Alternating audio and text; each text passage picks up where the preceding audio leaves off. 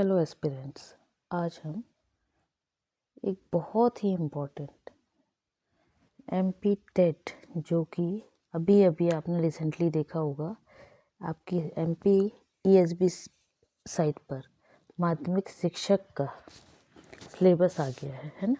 और टाइमिंग इतना कम है, यदि देखा जाए तो जिस हिसाब से सिलेबस है तो मे बी आपको टाइम बहुत कम लग रहा होगा, लेकिन बिना देर किए हुए चलिए स्टार्ट करते हैं सिलेबस से। तो आपका माध्यमिक शिक्षक की यदि बात करें, है ना, जिसको टीचर सिलेक्शन टेस्ट भी बोल सकते हैं, उसमें इंग्लिश की बात कर रहे हैं, बाकी सब्जेक्ट का नहीं ले रहे हैं, इंग्लिश की बात करते हैं। तो आप देखिए इंग्लिश में यदि हम चलते हैं तो इसमें टोटल यूनिट्स जो है आप देखिए, ये दिख रहे होंगे आपको, ऐसे टोटल यूनिट 20 है, 20। इन 20 टोटल यूनिट्स में यदि बात की जाए तो स्टार्टिंग का जो फर्स्ट यूनिट है, तो आज हम पहले सिलेबस की बात कर लेते हैं। सिलेबस की बात क्यों? क्योंकि यदि आपका माइंड सेट हो जाएगा कि आपको सिलेबस में क्या क्या कवर करना है, तो आपको एग्ज़ाम टाइम पर प्रॉब्लम नहीं होगी, है ना। और आपको क्लियर भी रहेगा कि आपका कितना कितना कोर्स आपने कवर कर लिया है। तो चलिए स्टार्ट करते हैं यूनिट 1। यूनिट 1 में आप देखेंगे तो यदि शॉर्टकट में मैं बोलूँ तो हमको क्या करना है, अनसीन पैसेज जो कि प्रोज का होता है ना। प्रोज मतलब कोई भी डिस्क्रिप्शन हो सकता है। तो सीधी सी बात है, यदि शॉर्ट वे में मैं बोल रही हूँ जो आपको इजी बताने के वे में, है ना, मुझे पूरा डिस्क्राइब नहीं आपका सिलेबस को ले रही। तो इसमें यूनिट 1 में आपको क्या होगा, प्रोज से रिलेटेड कोई भी एक पैसेज आएगा, उस पैसेज का क्या होगा, उस पैसेज को आपको सॉल्व करना है। सभी को पता है क्योंकि अब आप सब तैयारी कर रहे हैं, टेट पास करके आए, है ना। तो फर्स्ट आपका यूनिट में आएगा पैसेज, वो भी प्रोज से। सेकंड पैसेज जो आपका आएगा वो आपका आएगा, अनसीन पैसेज ये भी है, बट ये आएगा आपका पोइट्री से। अब पोइट्री से क्योंकि आएगा, तो आप यदि उसको थोड़ा गहरे उसमें देखना चाहें या इजी वे में देखना चाहें, तो प्रोज से रिलेटेड जब भी पोइट्री आएगी तो आपको ये बात याद रखनी है या ध्यान देनी है, कहना चाहिए मुझे, कि क्या होगा उसमें, आपके जो पोइट्री की बात करें तो उसमें बहुत सारी चीज़ें रहेंगी, ध्यान रखिएगा। क्यों? जब पोइट्री की बात आएगी तो पोइट्री से रिलेटेड आपको, जिसको आप फॉर्म्स ऑफ पोइट्री भी बोलते हैं, उससे रिलेटेड चीज़ें भी हो सकती। क्यों? जब आपको पूछा जाएगा तो सिमली से रिलेटेड, है ना, जिसको फॉर्म्स ऑफ पोइट्री मैं बोल रही हूँ, यहाँ पर दिया भी है, देखिए आप ये। तो कुछ भी उनमें से रिलेटेड क्वेश्चन भी वहाँ पर एक आध हो सकता है। क्लियर? अब बात करते हैं नेक्स्ट यूनिट 3। तो यूनिट 3 जो आपका है, ये बहुत ही सिंपल, बट सिंपल के साथ साथ आपको एग्ज़ाम के टाइम के हिसाब से तैयारी करनी है ना। तो आपका सिलेबस में 3rd यूनिट क्या है, नाउन प्रोनाउन, जिसको हम एक एग्जैक्ट वे में बोलना चाहें तो पार्ट्स ऑफ स्पीच बोल सकते हैं, ठीक है। तो noun, pronoun, prepositions, conjunctions, verb, adverbs, adjective. Determiners में आपका आर्टिकल उसी में आता है, बट इन्होंने यहाँ अलग से लिख दिया, तो डिटरमिनर, आर्टिकल्स और डिग्रीज आएगा। तो ये हो गया आपका unit 3। Number 4, tenses, subject verb agreement, transformation of sentences, active passive, direct to indirect narration, negative, interrogative and punctuation.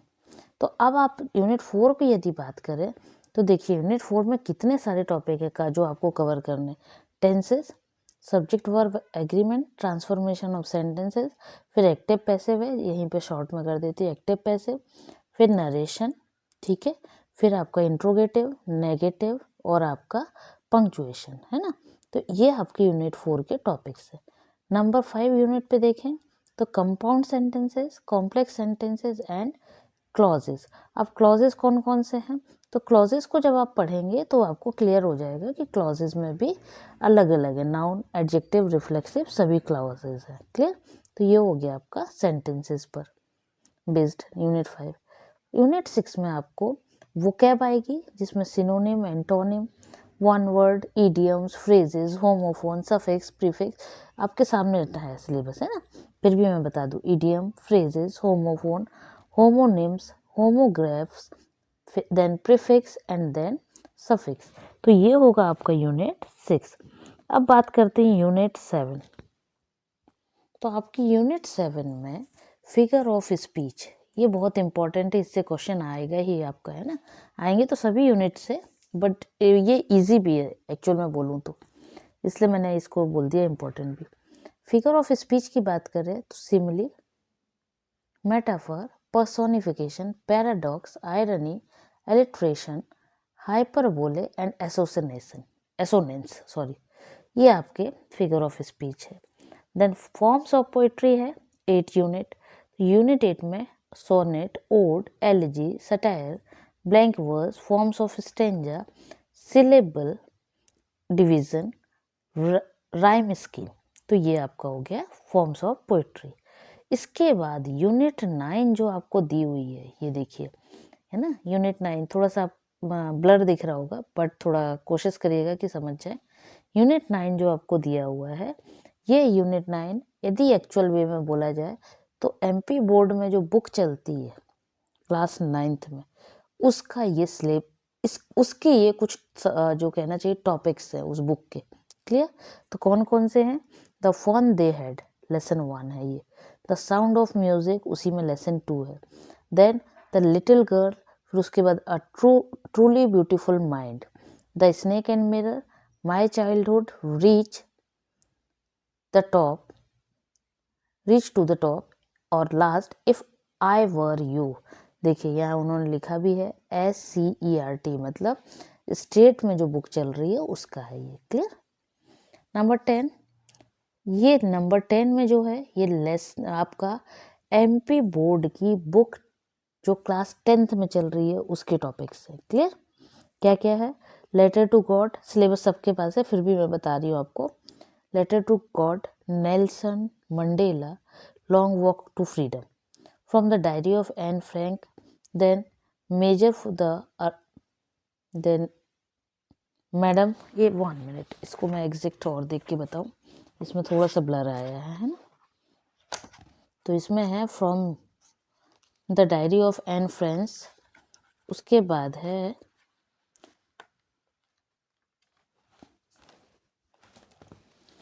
Mijbil the otter, है ना, ये जो लिखा हुआ है ये आपको मैं यहाँ एक बार और लिख दूँ, मिजबिल द ऑटर,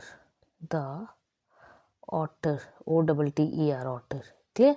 उसके बाद है मिजबिल द ऑटर के बाद है मैडम राइट्स द बस, उसके बाद द प्रपोजल, ये देखिए the proposal, glimpses of India, baker from Goa, कार्गो, है ना, then Coorg the tea from Assam, ये आपका 10th का है।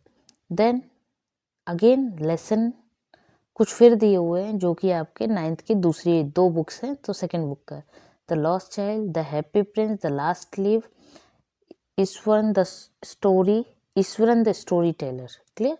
द एक्सीडेंटल टूरिस्ट, ये आपका MP बोर्ड का क्लास 9th का। Then again unit 12, a triumph of surgery, the thieves story, the necklace, the midnight visitor, then last is Bholi, ये भोली लिखा हुआ है यहाँ पे जो है वो है भोली। तो ये आपके है बुक 9th, है ना, इतना स्टोरीज जो है। क्लियर हो गया? सॉरी, ये है आपके बुक 10th का, भोली तक। अब नेक्स्ट चलते हैं, तो ये आपको यहाँ जो दी हुई है यूनिट 13 एंड 14। तो यूनिट 13 में क्लास 9th का जितना पोइट्री है उन पोइट्री को यहाँ मेंशन किया गया है। 10th की पोइट्री को यूनिट 14 में मेंशन किया गया है। क्लियर? ऐसे ही फिर यूनिट 15 से आपको बता दें, ग्रेजुएशन लेवल का यदि बात करें तो ये चीज़ें आपने पढ़ी होंगी पोइट्री में, John Keats, Toru Dutta, WB ईस्ट, सरोजिनी नायडू एंड गुरु नानक देव, इनका एक एक पोइट्री दी हुई है। देन यूनिट 16 में प्रोज दिए हैं, वो भी 3। फ्रांसिस बेकन का ऑफ स्टडी सबको पता ही है, लेकिन ये भी आपके कोर्स में है। देन फिक्शन 2 आएंगे, ड्रामा आपके 2 आ रहे हैं, एंड देन 19 में शॉर्ट स्टोरीज आ रही हैं, और 20 में history of Indian writing in English, ये इस पर टॉपिक पर रहेगा। तो ये है आपके 20 पूरे टॉपिक्स। थोड़ा ब्लर है, आप एडजस्ट कर लीजिएगा, आपके पास वैसे सिलेबस सभी के पास है। तो इसमें हम क्या करेंगे, मैंने इसलिए इसका आज वीडियो बनाया है कि इस सिलेबस को कोशिश करेंगे कि जितना ज़्यादा से ज़्यादा इजी वे में कंप्लीट हो जाए, मीन्स टाइम ज़्यादा आपका कंज्यूम ना हो, शॉर्ट फॉर्म में, शॉर्ट वे में चीज़ें ज़्यादा से ज़्यादा क्लैरिफिकेशन के वे में हो, मतलब माइंड में आपके पूरे क्लियर रहें कॉन्सेप्ट्स, क्लियर, चाहे वो ग्रामर से रिलेटेड हो, चाहे आपका प्रोज हो, चाहे पोइट्री हो, कुछ भी जो टॉपिक्स है, जितने टॉपिक्स है जितना इजी से इजी हो सके उस वे में हम इसको कंटिन्यू करेंगे। तो चलिए बिना देर किए हुए आप, हाँ एक और बात बता दूं कि ये सब आपको मेरे इसी चैनल पर प्लेलिस्ट में जाएंगे तो आपको माध्यमिक शिक्षक वाला प्लेलिस्ट पर पूरे ही टॉपिक्स धीरे धीरे दिखेंगे, मिलते जाएंगे। तो उसके लिए आप चैनल को सब्सक्राइब कर लीजिएगा, नोटिफिकेशन आप ऑन कर लीजिएगा ताकि आपको जैसे ही टॉपिक्स उसमें आपको मिलते जाए। क्लियर? चलिए आपके लिए स्टार्टिंग से ही बेस्ट ऑफ लक। ईश्वर करे आपको जल्दी जल्दी पोस्ट मिले और आप भी टीचर बन के, है ना, बच्चों के फ्यूचर के लिए कुछ अच्छा कर पाए। Good luck, best of luck.